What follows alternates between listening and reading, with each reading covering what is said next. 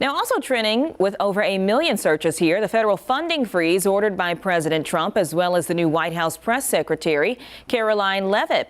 The president signing an executive order to stop federal assistance, a move that had some questioning if Americans will receive the support they need. Well, Leavitt addressed those concerns in her first press briefing. Take a listen. This is not a blanket pause on federal assistance and grant programs from the Trump administration.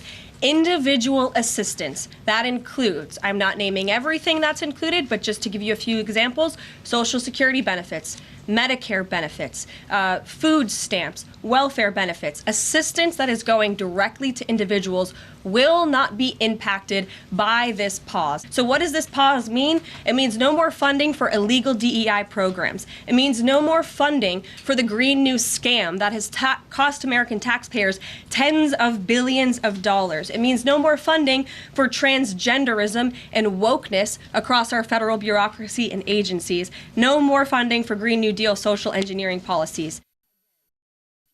A lot to unpack there. NBC's Alice Barr breaking it down from Washington. This morning, more than 2 million federal workers facing a choice: take a newly offered severance package or accept Trump administration requirements, including returning to work in the office.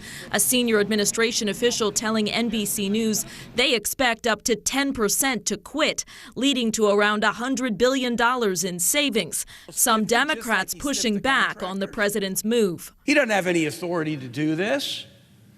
Do not be fooled by this guy.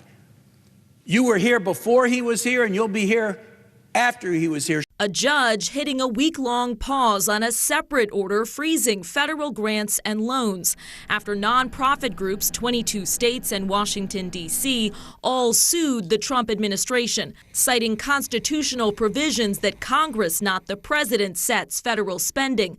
The White House press secretary saying the freeze is aimed at federal aid that might run counter to President Trump's executive orders and is not a blanket pause on all assistance. Social Security benefits, Medicare benefits, food stamps, welfare benefits, assistance that is going directly to individuals will not be impacted by this pause. Organizations like Meals on Wheels that delivers meals to seniors confused and concerned. It's not considered a direct federal assistance program like Social Security or Medicare would be. So we're concerned. It all comes as President Trump is pressing ahead on immigration enforcement and rounding out his cabinet picks.